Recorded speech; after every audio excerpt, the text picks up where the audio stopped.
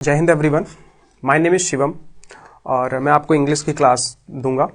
और यह क्लास उन सभी एक दिवसीय परीक्षाओं के लिए इम्पॉर्टेंट होगी जहां पे इंग्लिश पूछा जाता है। और वे एग्ज़ाम कौन कौन से होंगे? एग्ज़ाम होंगे आपके, जैसे आप अगर मैं रिसेंटली बात करूं, आप आफ्टर 12th 10+2 के बाद आप एग्ज़ाम देते हो। Agniveer, air force, navy, coast guard, NDA और आपके अदर्स एग्जाम जैसे हो गए एसएससी, सीएचएसएल, सीजीएल, एमटीएस और पेट, टेट और सुपर टेट, सीटेट, इन सभी एग्जामिनेशन के लिए ये क्लास आपके लिए बहुत महत्वपूर्ण होगी। तो क्लास में आने का पर्पज़ ये है कि आपको मैं बेसिक से और हाई लेवल तक ले चलूँगा। कहने का मतलब है बहुत सारे बच्चों की डिमांड होती है कि सर मुझे बेसिक्स क्लियर नहीं होते हैं, और बेसिक के चक्कर में फिर उनका क्या होता है कि वे छोटी छोटी चीज़ें भूल जाते हैं। तो सबसे पहले हम समझने की कोशिश ये करेंगे कि हमारा बेसिक क्या होता है। चलिए शुरू करते हैं।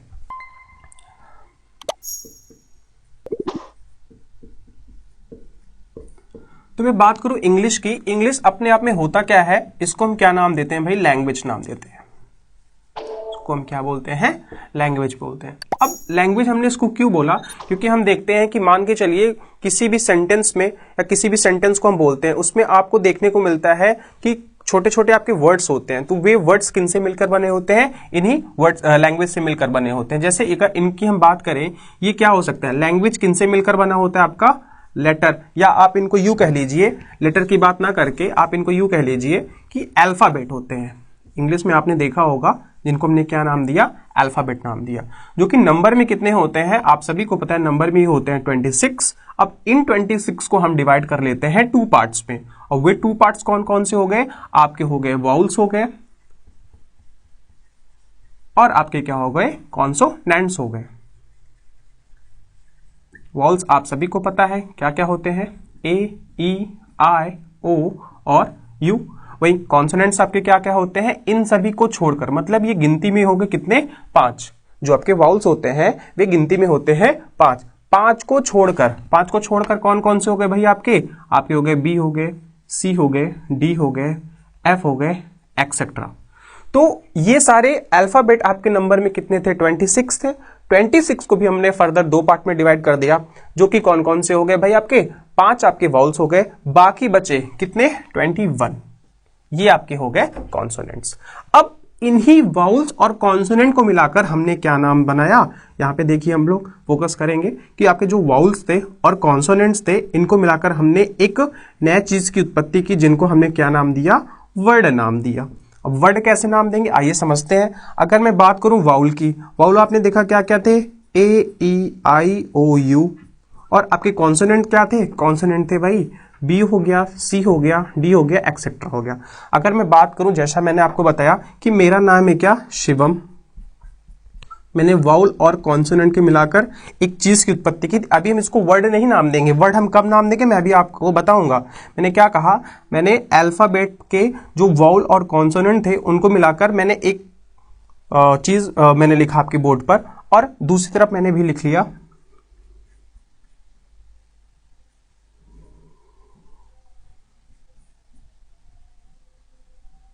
ये। तो आपके बोर्ड पर देखिए 2 चीजें लिखी हुई हैं। 2 चीजें क्या क्या? SHIVAM, ठीक है। दूसरा क्या हो गया? VMIHSA, ठीक है। इस पे आपके कॉन्सोनेंट्स भी हैं और आपके वॉल्स भी हैं। यहां पर भी आपके क्या है? कॉन्सोनेंट्स हैं और आपके वॉल्स भी हैं। कहने का मतलब हुआ कि वॉल और कॉन्सोनेंट को मिलाकर हमने एक शब्द तैयार किया। अब शब्द कब कहलाएगा? जब उसकी मीनिंग हमें समझ में आएगी। कहने का मतलब हुआ कि किसी भी वर्ड को हम वर्ड कब बोलेंगे? जब एक्चुअल में उसकी मीनिंग हमें समझ में आए, तभी हम बोलेंगे। जैसे यहां पर आप देखिए, मैंने पहला जो अल्फाबेट लिखा हुआ है वो क्या है? आपका कॉन्सोनेंट है। फर्दर आपका कॉन्सोनेंट, देन आपका वाउल, फिर आपका कॉन्सोनेंट, फिर आपका वाउल और फिर आपका कॉन्सोनेंट, ठीक है। वहीं अगर हम आगे बात करें तो यहां पर भी आप देखिए, ये क्या है? आपका कॉन्सोनेंट है, then consonant, then vowel, then consonant, then आपका कॉन्सोनेंट और फिर आपका वाउल हो गया। तो मीनिंग किसकी समझ में आ रही है? इस वर्ड की समझ में आ रही है, तो ये हमारा वर्ड कहलाएगा। बिल्कुल कहलाएगा। क्यों कहलाएगा? क्योंकि इसमें एक्चुअल में मीनिंग समझ में आ रही है। अब ये वर्ड क्यों नहीं कहलाएगा? क्योंकि इसमें मीनिंग समझ में नहीं आ रही है। तो वर्ड की डेफिनेशन क्या होती है कि जिस भी शब्द की अगर हमें मीनिंग समझ में आ रही है तो वो अपने आप में क्या कहलाता है? वर्ड कहलाता है। ठीक है, आगे बढ़ते हैं। अब हमने वर्ड तो बना लिया, अब वर्ड का हम यूसेज देखते हैं कि इंग्लिश में हम वर्ड को कहां कहां पे यूज करते हैं, किस किस बेसिस पे इनको हम यूज करने की कोशिश करते हैं। आइए चलिए देखते हैं। तो वर्ड के बाद हम सबसे पहला पॉइंट देखते हैं कि वर्ड का हम यूज कहां पे देखते हैं। तो इसके लिए मैं यहां से इसको थोड़ा इरेज करता हूं और मैंने एक नया शब्द लिखा और उस शब्द को हमने क्या नाम दिया? सेंटेंस। मैंने क्या नाम दिया? सेंटेंस। अब सेंटेंस क्या होता है भाई? हम सभी को पता है सेंटेंस क्या होता है आपका? ग्रुप ऑफ वर्ड्स होता है। क्या होता है आपका? ग्रुप ऑफ वर्ड्स होता है, शब्दों का समूह जिसको हम बोलते हैं, ग्रुप ऑफ वर्ड्स। अब group of words is called sentence. Actual में ये मीनिंग क्या होती है हमारी? अधूरी होती है। क्यों अधूरी होती है? इसके साथ में आपके बोर्ड पे 2 एग्जांपल लिखता हूं और उन्हीं 2 एग्जांपल्स को हम बहुत फोकस तरीके से देखेंगे कि कौन सा आपका जो एग्जांपल है वो सेंटेंस की कैटेगरी को फॉलो करता है और कौन नहीं करता है। तो आइए 2 सेंटेंस में आपके बोर्ड पे लिखता हूं। जैसे मैंने लिखा, Radha is cooking food. Sentence एक मैंने लिखा क्या? Radha is cooking food. और दूसरा मैंने सेंटेंस क्या लिखा? मैंने लिखा,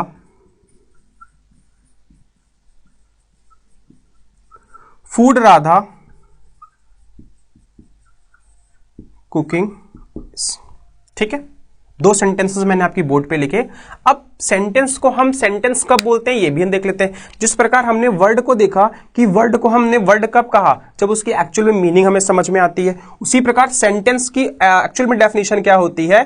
ग्रुप ऑफ वर्ड्स हमने कह दिया। क्या सेंटेंस की डेफिनेशन कंप्लीट हो गई? बिल्कुल कंप्लीट नहीं हुई। क्या कंप्लीट होती है भाई? क्या कहता है सेंटेंस? कहता है कि मैं आऊंगा, मेरे साथ साथ क्या होना चाहिए? मेरा सब्जेक्ट होना चाहिए और मेरी वर्ब होनी चाहिए। कहने का मतलब हुआ कि सेंटेंस का स्ट्रक्चर क्या होता है? सब्जेक्ट और वर्ब स्ट्रक्चर होता है। साथ साथ हम ऑब्जेक्ट का भी यूज कर सकते हैं, बट कंडीशन क्या होती है? क्या बिना ऑब्जेक्ट के आपका सेंटेंस बन सकता है? कैटेगरी हो सकती है, बन भी सकता है, कैटेगरी होकर नहीं भी बन सकता है। अगर आपको किसी भी सेंटेंस में ऑब्जेक्ट देखने को मिल रहा है वो सेंटेंस कहलाएगा, अगर नहीं भी मिलता है तब भी आपका सेंटेंस कहलाता है। क्यों? क्योंकि कंपलसरी होता है सब्जेक्ट और वर्ब का होना, इज कॉल्ड सेंटेंस। अब देखिए आगे बढ़ते हैं। तो मैंने क्या कहा यहां पे कि सेंटेंस, आपने डेफिनेशन क्या शुरू की? ग्रुप ऑफ वर्ड्स तो आपने शुरू किया, लेकिन क्या ये एक्चुअल में कंप्लीट डेफिनेशन है? बिल्कुल नहीं। क्यों? क्योंकि देखिए यहां पे देखिए एग्जांपल्स की मैं बात करूं, मैंने क्या कहा? राधा इज कुकिंग फूड पहला, दूसरा क्या है आपका? Food Radha cooking is. इन दोनों सेंटेंसेस में अंतर क्या है? अंतर यह है कि जब हम सेंटेंस बताते हैं, किसी भी सेंटेंस को हम सेंटेंस कब बोलते हैं? आप उसकी अरेंजमेंट ध्यान रखोगे, और वो अरेंजमेंट किसकी होनी चाहिए? Arrangements of words. किसकी अरेंजमेंट होनी चाहिए?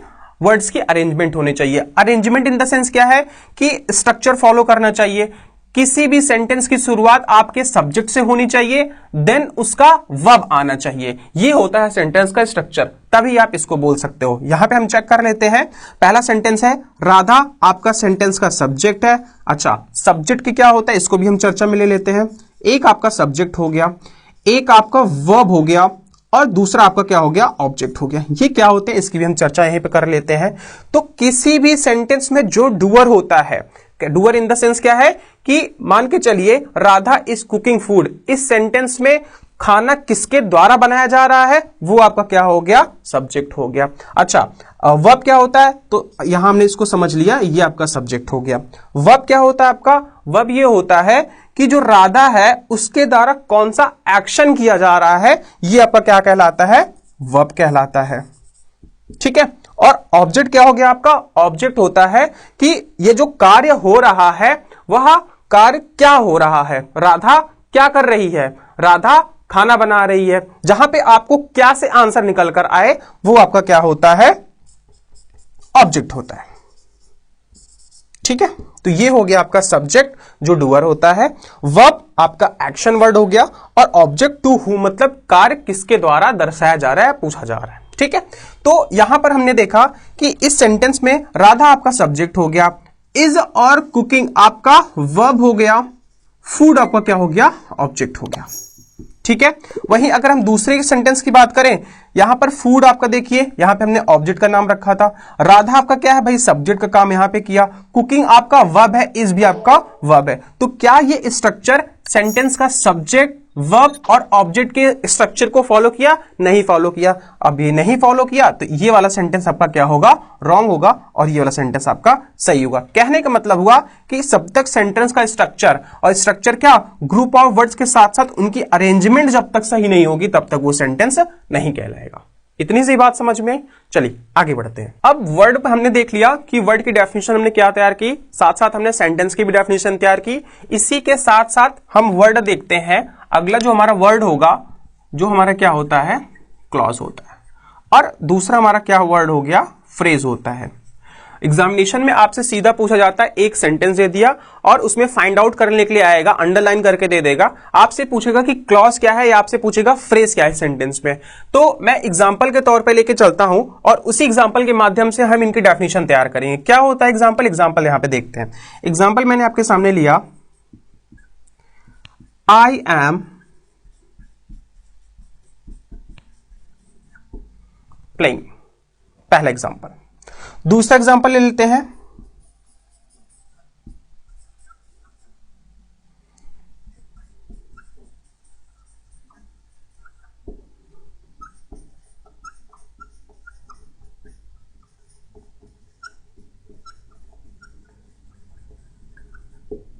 इन the evening, they are playing cricket in the evening. एक एग्जांपल के बाद हम और कर लेते हैं, पहला, दूसरा और तीसरा एग्जांपल हमारा क्या हो जाएगा। तीसरा एग्जांपल हम ले लेते हैं, मैंने ले लिया,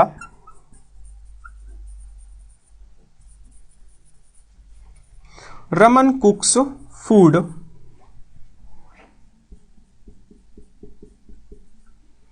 विद गैस, या गैस आप ना लिख करके आप इसको ऐसे एज इट इज कर लीजिए। ठीक है, 3 एग्जांपल्स मैंने आपके सामने लिखे। अब वो एग्जांपल्स क्या क्या है, I am playing, they are playing cricket in the evening, Raman cooks food. 3 examples को हम देखते हैं। मैंने क्या कहा, क्लॉज क्या होता है आपका, फ्रेज क्या होता है। यहां पे हम समझने की कोशिश करेंगे कि जो आपका क्लॉज होता है ये क्या होता है भाई, ये भी आपका सिमिलर होता है किसके जैसा, सेंटेंस के जैसा। तो ग्रुप ऑफ वर्ड्स तो होगा, ग्रुप ऑफ वर्ड्स होगा। फ्रेज भी आपका क्या होगा, फ्रेज भी आपका ग्रुप ऑफ वर्ड्स होगा। इतनी सी बात समझ में आई आपको, बिल्कुल आई होगी। ठीक है, आप कहोगे सर ये तो बिल्कुल सिमिलर है किसके जैसा, सेंटेंस के जैसा। तो अंतर क्या होता है, अंतर ये होता है कि जिस प्रकार सेंटेंस आपका ग्रुप ऑफ वर्ड्स हुआ, सब्जेक्ट और वर्ब को फॉलो करता है, उसी प्रकार आपका क्लॉज भी ग्रुप ऑफ वर्ड्स के साथ साथ सब्जेक्ट और वर्ब को फॉलो करेगा। इतनी बात समझ में।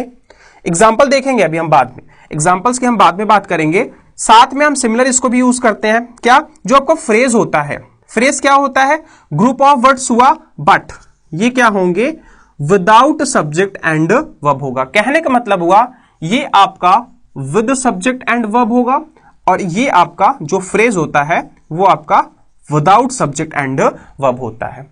अब आपका यहां पे आपने देखा कि सब्जेक्ट और वर्ब साथ साथ में है, विद सब्जेक्ट एंड वर्ब, क्या कंप्लीट मीनिंग मिलेगी, बिल्कुल हमें कंप्लीट मीनिंग मिलेगी।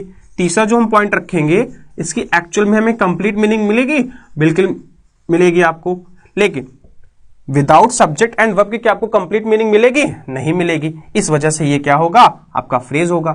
तो यहां पर कहने का मेरा तात्पर्य ये था कि आपका जो सेंटेंस होता है और जो आपका क्लॉज होता है वो एक ही पार्ट होते हैं।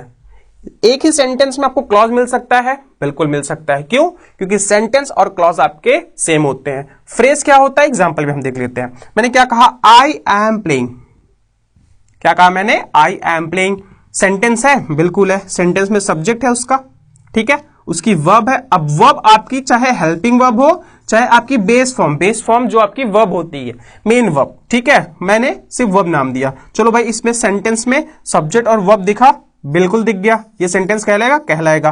क्या इसको हम क्लॉज भी बोल सकते हैं? बिल्कुल बोल सकते हैं। आगे बढ़ते हैं। मैंने क्या कहा, दे आर प्लेइंग क्रिकेट।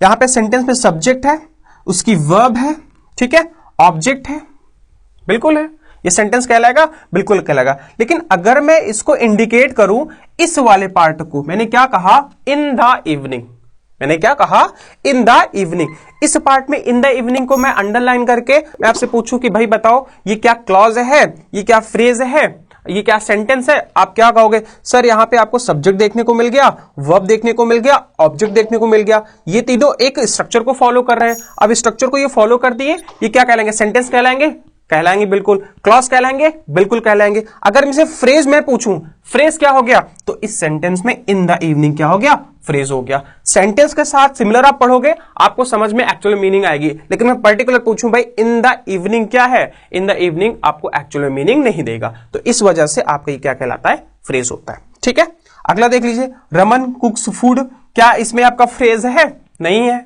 क्यों नहीं है भाई? सेंटेंस ही हमारा ऐसे हमको मिला, सब्जेक्ट देखने को मिला, आपको वर्ब देखने को मिला, देन आपको ऑब्जेक्ट देखने को मिला।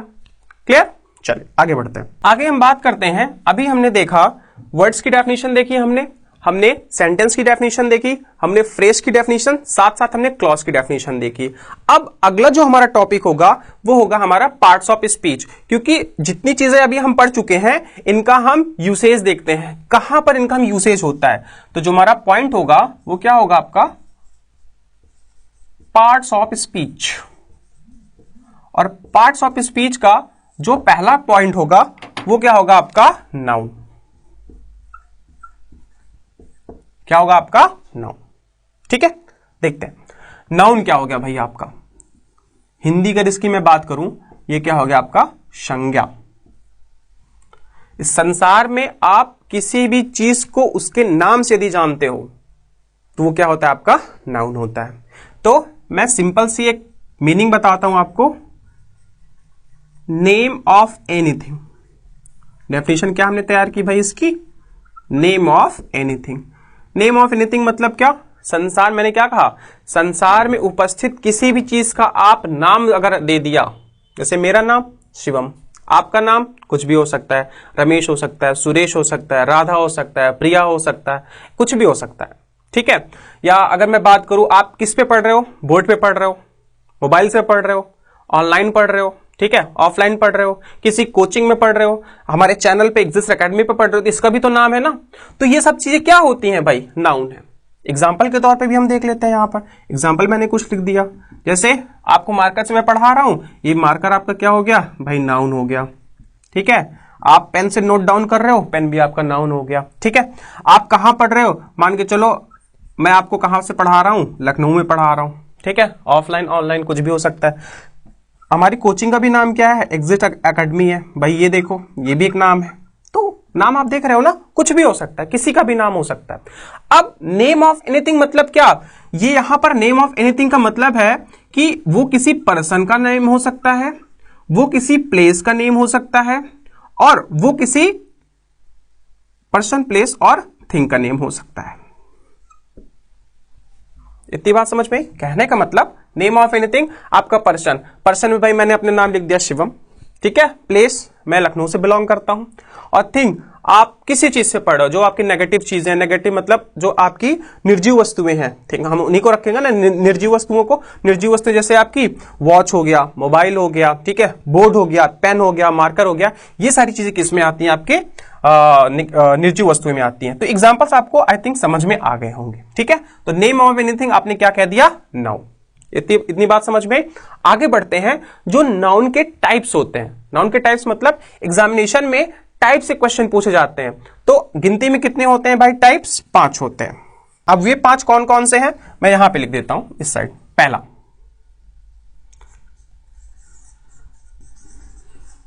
Types of noun.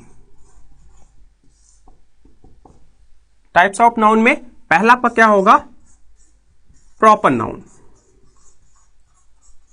क्या हो गया, प्रॉपर नाउन। प्रॉपर नाउन क्या होता है, किसी स्पेसिफिक का नाम।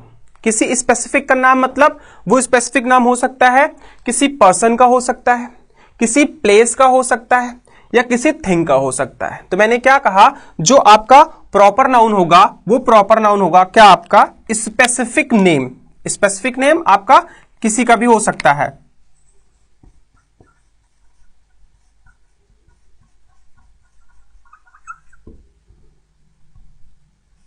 स्पेसिफिक नेम आपका किसी का भी हो सकता है। एग्जाम्पल के तौर पर हम ले लेते हैं, ठीक है, मैं अपना ही नाम लिखता हूं,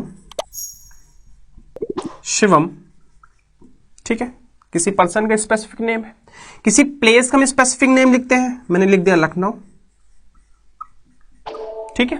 किसी थिंग का हम स्पेसिफिक नेम लिख सकते हैं। मान के चलिए मेरे पास जो मार्कर है वो किस कंपनी का है भाई, पार्कर। अब पार्कर एक ब्रांड है, पार्कर क्या है, एक ब्रांड है। अब ब्रांड का मैंने नाम लिख दिया, क्या हो गया आपका शिवम, आपका लखनऊ और पार्कर। ये आपकी क्या हो गए, आपके प्रॉपर नाउन हो गए, ठीक है।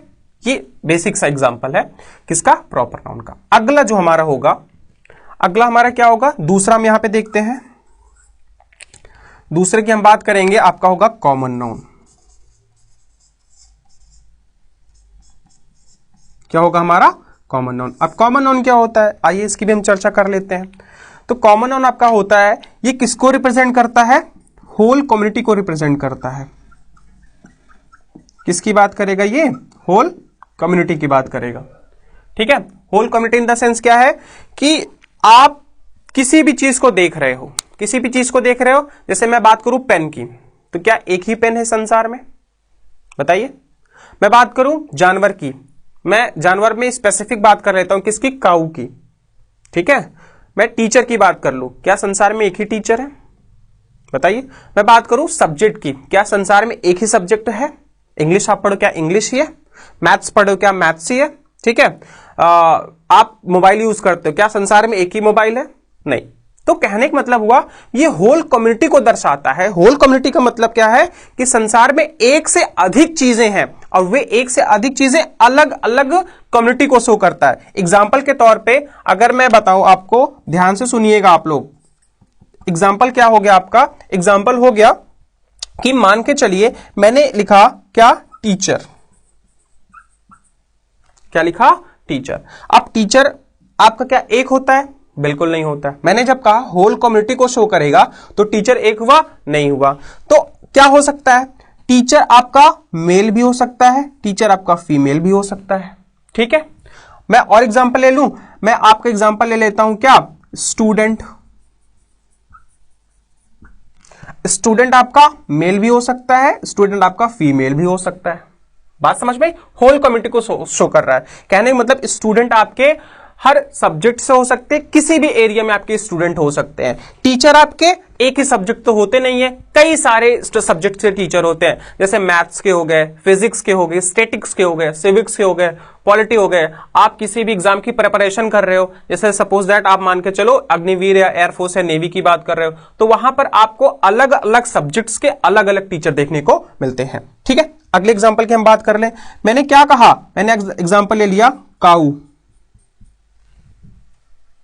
काऊ क्या ये प्रॉपर नाउन है भाई, काऊ तो आपका काली भी होती है, ठीक है, छोटी भी। एक आपने देखा होगा भी, मोदी जी अभी रिसेंटली एक छोटी गाय के साथ रील्स में आए हुए थे ना, तो वो बहुत महंगी गाय होती है इंडिया में, ठीक है। और आपके सफेद गाय होती है, काली गाय होती है, लाल गाय होती है, मतलब वो वैरायटीज ऑफ कलर की गाय होती है। और आप एग्जाम्पल क्या ले सकते हो, ईटीसी पेन ले सकते हो। मतलब आप अगर होल कम्युनिटी को शो कर रहा है वो चीजें, तो आप बता सकते हो भाई ये आपका कॉमन नाउन है, ठीक है। आगे बढ़ते हैं। नाउन का जो हमारा तीसरा टाइप होगा वो क्या होगा आपका, मटेरियल नाउन। मैं इसको इरेज करता हूं।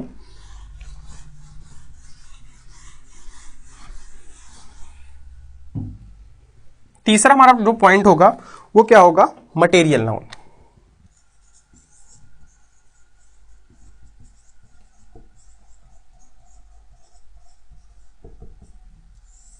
Material noun. अब मटेरियल नाउन क्या होता है, इसकी अगर मैं डेफिनेशन की बात करूं तो सीधा सा एग्जांपल, सीधा सा हम डेफिनेशन तैयार करते हैं, क्या, फाइनल प्रोडक्ट। फाइनल प्रोडक्ट मतलब क्या, कि किसी भी चीज का जो अंतिम प्रोडक्ट होता है। अंतिम प्रोडक्ट मतलब कि उसके बाद चीजें आपको नहीं मिल सकती हैं। फाइनल प्रोडक्ट मतलब ये हो गया हमारा। एग्जांपल अगर हम देखें इसकी, जैसे मैं आपसे कहूं आप मिठाइयां खाते हो, मिठाइयां क्या होती हैं भाई, आप सभी को पता है, स्वीट्स हम नाम देते हैं, या एक कोई मिठाई का हम नाम ही ले लेते हैं। आप सभी के मन में लड्डू फूट रहा होगा कि यार मिठाई का सर ने नाम ले लिया। तो सबकी फेवरेट क्या होती है, काजू कतली मिठाई, है ना, मुंह में पानी आ रहा है सबके, काजू कतली मिठाई। तो किससे किससे मिलकर बना है, फाइनल प्रोडक्ट निकल कर आया भाई, सबसे पहले दूध आया होगा, ठीक है, चीनी ऐड किया हमने, पानी ऐड किया, ठीक है, काजू भी ऐड किया होगा, इसी से मिलकर बनता है ना, ऐसे आई थिंक ऐसे ही बनता होगा, मुझे भी नहीं पता एक्चुअल में। तो नाम क्या हो गया, काजू कतली। लास्ट में दुकान में मिलता है 1000 रुपए किलो, 1200 रुपए किलो, आप गए लेकर आए, बढ़िया से खाए, है ना, फाइनल प्रोडक्ट है आपका। और आपका क्या हो गया, मिल्क, ठीक है। और क्या हो सकता है आपका, आयरन, ठीक है, गोल्ड, वुड, ETC, बहुत सारे एग्जांपल्स हैं मटेरियल नाउन के, ठीक है। आगे बढ़ते हैं। चौथा जो हमारा पॉइंट होगा वो क्या होगा, कलेक्टिव नाउन। क्या होगा, कलेक्टिव नाउन। कलेक्टिव नाउन क्या होता है भाई, ये तो बहुत इजी है। कलेक्टिव नाउन होता है क्या, किसको रिप्रेजेंट करता है, ग्रुप को रिप्रेजेंट करता है। किसको रिप्रेजेंट करता है, ग्रुप को रिप्रेजेंट करता है। जैसे एग्जांपल की मैं बात करूं, एग्जांपल आपका क्या हो जाएगा भाई, क्लास, जीता जागता एग्जांपल। मान के चलो ऑफलाइन 10 बच्चे हैं और मैंने कह दिया क्लास खड़े हो जाइए, क्या हो गया भाई, कौन सा नाउन है, कलेक्टिव नाउन है। एग्जामिनेशन में आपसे ये पूछा जाता है कैसे, मान के चलिए कोई एग्जांपल दे दिया और उस एग्जांपल को हाईलाइट कर दिया कि कौन सा नाउन है, तो आपको ये बेसिक जो मैंने आपको डेफिनेशंस बताई हैं, ये सारी अगर आप ध्यान में रखोगे, भाई एग्जामिनेशन की आप तैयारी कर रहे हो, हमारे पास इतना टाइम नहीं होता है कि मैं आपको लंबी लंबी डेफिनेशन बताऊं कि भैया इसका ये होता है, इसका ये होता है, तो इतना लंबा चौड़ा क्लास लेने की जरूरत नहीं है। बिल्कुल आप सिर्फ छोटी छोटी चीजें जानो जहां से आपको चीजें समझ में आए। क्लियर है बात। तो कलेक्टिव नाउन किसको रिप्रेजेंट करेगा, ग्रुप को रिप्रेजेंट करता है। जैसे हम एक वर्ड लेते हैं बेवी, मैंने वर्ड लिया क्या आपका बेवी, किसको रिप्रेजेंट करता है भाई, लड़कियों के झुंड को रिप्रेजेंट करता है, ठीक है। मैंने और एग्जांपल क्या लिया, कैटल, फेमस है, डिफेंस के एग्जामिनेशन में बहुत सारे जगह ये एग्जांपल्स पूछे जाते हैं। कैटल क्या मतलब हो गया इसका, पशुओं का, मवेशियों का झुंड हो गया, ठीक है। आगे बढ़ते हैं। अगला जो हमारा पार्ट्स ऑफ स्पीच का जो अगला पॉइंट होगा वो कौन सा पॉइंट होगा, पांचवा और लास्ट, एब्स्ट्रैक्ट नाउन। बहुत इंपॉर्टेंट होता है, एग्जामिनेशन में सीधा पूछा जाता है इससे question, abstract noun. Abstract noun क्या होता है भाई, फीलिंग्स और इमोशंस। एब्स्ट्रैक्ट नाउन क्या होता है, आपकी फीलिंग होती है और इमोशन होते हैं, इमोशन, ठीक है। एग्जाम्पल्स की मैं बात करूं या पहले इसको हम और समझा लेते हैं। जैसे अगर मैं कहूं कि आप मुझे क्या देख पा रहे हो, आपने कहा सर बिल्कुल मैं देख पा रहा हूं। मैंने क्या कहा, आप मुझे टच कर पा रहे हो, बताओ, स्क्रीन पे आप ऐसे जूम करते होगे, टच कर पा रहे हो, नहीं टच कर पा रहे हो। कहने का मतलब क्या हुआ, कहने का मतलब ये हुआ जो आपका एब्स्ट्रैक्ट नाउन होता है वो फील होता है वल्ली, ठीक है। ना उन्हें हम टच कर सकते हैं, ना उन्हें हम टेस्ट कर सकते हैं, ना तो स्मेल कर सकते हैं, तो क्या कर सकते हैं, सिर्फ ओनली फील करते हैं। हम फील करते हैं तो हमारा ब्रेन उसको बताता है भाई इसका स्वाद कैसा है। आप किसी चीज को खाते हो, आपने कहते हैं हाँ खाते हैं, बिल्कुल खाते हैं। पानी पीते हो, कोई टेस्ट आता है, बताइए, नहीं आता है। मिठाई खाते हो, हाँ खाते हैं, टेस्ट कैसा होता है, मीठा होता है, खट्टा होता है। हो सकता है दूध फट गया, उसकी मिठाई बना के आपने खा लिया, सर खट्टा खट्टा टेस्ट आ गया, है ना। तो क्या हो गया, आपने खाया, आपको पता चला, ठीक है। तो फीलिंग और इमोशन जो आपके होते हैं वो एब्स्ट्रैक्ट नाउन होते हैं। तो पॉइंट्स आपको क्या ध्यान में रखना है, कि इनको हम टच कर सकते हैं, बिल्कुल टच नहीं कर सकते हैं। मैं कहूं कि भैया मुझे 1 किलो प्यार दे दो, 2 किलो नफरत तौल दो, मुझे टच कर सकते हो, नहीं कर सकते हो। टेस्ट कर सकते हो, नहीं कर सकते हो। स्मेल कर सकते हो, नहीं कर सकते हो। सुन सकते हो, नहीं सुन सकते हो। क्या कर सकते हो, ओनली फील कर सकते हो। तो एब्स्ट्रैक्ट नाउन क्या होता है, ये बहुत इंपॉर्टेंट, एग्जामिनेशन में बहुत क्वेश्चंस आते हैं इससे। एब्स्ट्रैक्ट नाउन जो आपका होता है उसको हम ओनली क्या कर सकते हैं, फील कर सकते हैं। जैसे अभी नए नए बच्चे हैं, वो क्या कर सकते हैं, सर मुझे लव हो गया है, मुझे हेट हो रहा है, किससे हेट हो रहा है भाई? पढ़ाई से हेट हो रहा है मुझे। और क्या हो रहा है? मैं बहुत दुखी हूं। आप क्या कहते हो? वह सैड हो भैया। ठीक है, तो ये सारे एग्जांपल्स होते हैं किसके? एब्स्ट्रैक्ट नाउन के। आई होप नाउन और उसके टाइप्स आपको समझ में आए होंगे, और बाकी की बातें हम अगली जो हमारी क्लास होगी उसमें हम करेंगे। आई होप आपको सारी चीजें समझ में आ रही हो, और ऐसे अमेजिंग कंटेंट के लिए हमारे चैनल को सब्सक्राइब करें, लाइक करें। Thank you.